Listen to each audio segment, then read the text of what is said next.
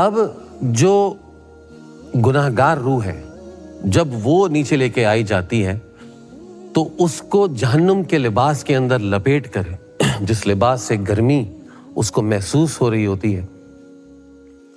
اور اس کے وہ گرمی اس حساب سے محسوس ہو رہی ہوتی ہے جیسے آپ کے پیر آپ نے کسی ایسے جوتے کے اندر رکھ دی ہوں جو جوتے اندر سے انگارے کی طرح جل رہے ہیں۔ اب جب وہ روح لے کر واپس آتے ہیں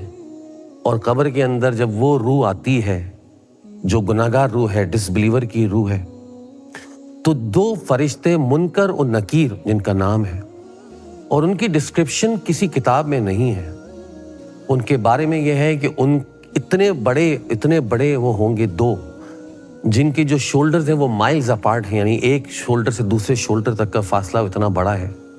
ان کی آنکھیں دہکتے ہوئے انگارے کی طرح ہیں، اور وہ فرشتے ہیں جن کے اندر کسی کا پین فیل کرنے کی یا کسی کی تکلیف محسوس کرنے کی کوئی حس نہیں رکھی اللہ تعالیٰ نے۔ تو آپ ان کے سامنے چیخیں یا آپ ان کے سامنے چلائیں، ان کے اوپر کوئی اثر نہیں ہونا۔ وہ صرف اور صرف اللہ تعالیٰ کے اس حکم کو فالو کر رہے ہیں جو حکم اللہ تعالیٰ نے ان کو دیا ہے۔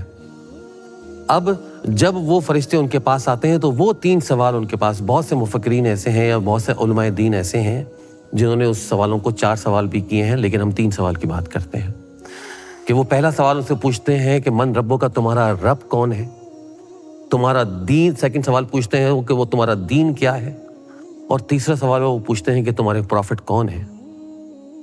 اب یہ سوال اگر ہم کسی سے پوچھتے ہیں آج کے دور میں تو وہ کہے گا کہ ہاں میں نے تو کلمہ پڑھا ہوا ہے، لا الہ الا اللہ محمد رسول اللہ۔ یہ تو بہت سمپل بات ہے کہ دین میرا اسلام ہے، رب میرا اللہ ہے، اور یہ شخص پروفٹ محمد صلی اللہ علیہ وآلہ وسلم ہے۔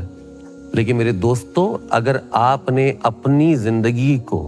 اللہ کے حساب سے یا اللہ کے حکم کے حساب سے اس دنیا میں نہیں گزارا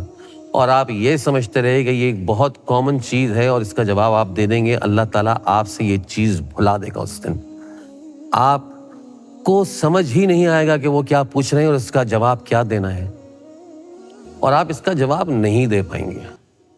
اگر آپ نے اس کتاب کو نہیں سمجھا۔ اور جب تک آپ اس کتاب کو نہیں سمجھیں گے، آپ کو اللہ تعالیٰ نے یہ کتاب کیوں اتاری یا اللہ تعالیٰ نے انسان کو پیدا ہی کیوں کیا، اس کا مقصد سمجھ میں نہیں آئے گا۔ اور جب آپ اس کا جواب نہیں دے پائیں گے کہ آپ کا رب کون ہے، آپ کا مذہب کیا ہے، اور آپ کے پیغمبر رسول اللہ صلی اللہ علیہ وآلہ وسلم کون شخص ہیں، اور جب وہ گنہگار روح اس کا جواب نہیں دے پائے گی کہ تمہارا رب کون ہے، تمہارا مذہب کیا ہے، اور تمہارے جو پیغمبر ہیں صلی اللہ علیہ وآلہ وسلم وہ کون ہیں، تو اس کے لیے اللہ تعالیٰ کہے گا کہ اس کے لیے جہنم کی کھڑکی کو کھول دو۔ اور وہ وہاں قبر میں لیٹا ہوا وہ دیکھ رہا ہوگا کہ وہ جہنم کی جو ونڈو ہے وہ اس کے سامنے کھول دی جائے گی، تو وہ اس کو دکھائی جائے گی، اور وہاں سے جو جہنم کی جو گرم ہوا ہے یا جو آگ ہے، واللہ عالم، وہ تو ایک مردے کو ہی پتا ہوگا، نہ میں کچھ کہہ سکتا ہوں نہ آپ، نہ اس کا ڈیٹیل میں کہیں کوئی ذکر ہے۔ اور اس وقت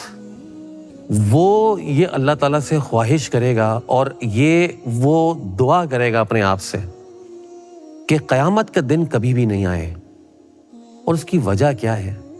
اس کی وجہ یہ ہے کہ وہ دیکھ لے گا کہ جب ٹریلر اس کا اتنا خطرناک ہے،